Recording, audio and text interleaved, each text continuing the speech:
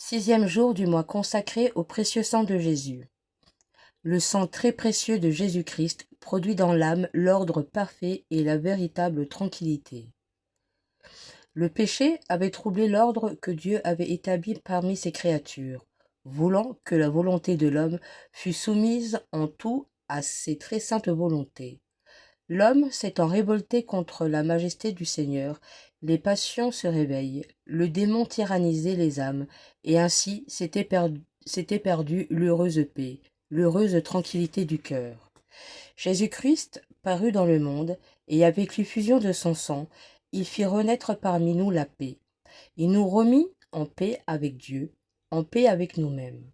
Par ce sang, il nous réconcilia avec son divin Père. Il fit en sorte que la miséricorde et la vérité se rencontrent, que la justice et la paix soient réunies. Il réprima nos passions rebelles, mit en fuite le démon, et ce bel ordre que le passé avait troublé fut rétabli. Saint Cyril d'Alexandrie dit : ne voyez-vous pas que Jésus-Christ qui, d'après saint Paul, a pacifié non seulement ce qui est sur la terre, mais ce qui est au ciel, et le veau d'expiation offert par le péché dans l'ancienne alliance. Il dit encore : il a plu au Père divin de tout réconcilier par le sang pacifique de son divin Fils unique, et en qui il a fait reposer sa plénitude de ses grâces. Voilà pourquoi le titre de roi pacifique et de prince de la paix convient à Jésus, car il l'a bien mérité par l'effusion pleine d'amour de son sang. Savons-nous maintenir cette paix que Jésus nous a acquis au prix de son sang ? Conservons-nous cet ordre parfait, cette tranquillité qu'il nous a méritée par son propre sacrifice ? Nous perdons la paix avec Dieu en perdant sa grâce. On livre son cœur au péché, qui est l'ennemi juré de la paix, qui n'apporte que remords, amertume et affliction d'esprit. On perd la paix avec le prochain, pour une légère offense, pour une légère contradiction, pour un faible dommage. La colère s'allume dans notre cœur, et on donne carrière à la haine et à la vengeance. On perd la paix avec soi-même en donnant un libre cours à ses passions, qui ne savent que faire la guerre à l'esprit, et plongent les âmes dans les plus horribles tristesses. Rentrons donc en nous-mêmes et ne perdons pas un trésor qui a coûté tant de sang à Jésus. Conservons la paix avec Dieu en gardant fidèlement dans notre cœur le trésor de sa grâce.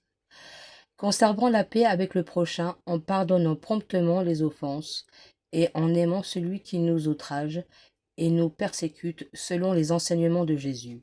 Conservons la paix avec nous-mêmes en réfrénant les passions qui nous livrent la guerre. Prions. Doux Sauveur, auteur de la paix, pour réconcilier nos âmes avec votre bonté, vous avez donné votre vie et votre sang. Faites que nous sachions apprécier un trésor aussi précieux. Cette paix que vous avez obtenue pour nous, cette paix que le monde ne peut donner avec tous ses biens, paix qui surpasse toute louange humaine, paix qui est un gage et un avant-goût de cette paix imperturbable dont on jouira au ciel. Voyez quels sont les périls qui nous entourent, les occasions continuelles de perdre cette paix. Voyez la guerre intestine que nous font nos passions. Ô mon Dieu, contenez-les, et si à votre voix les vents et les tempêtes des mers orageuses se sont calmés pour faire place à une parfaite tranquillité, faites de nouveau entendre cette voix à mon cœur, afin que je puisse retrouver la paix parfaite et la tranquillité perdue par le péché. Faites-le par ce sang précieux qu'avec tant d'amour vous avez répandu pour nous racheter la vraie paix. Père éternel et tout-puissant, je vous offre les mérites du sang précieux de Jésus, votre Fils bien-aimé, mon divin Rédempteur, pour tous ceux qui aujourd'hui passeront dans l'autre vie, afin que vous les délivriez des peines de l'enfer et les admettiez à la jouissance de votre gloire. Amen.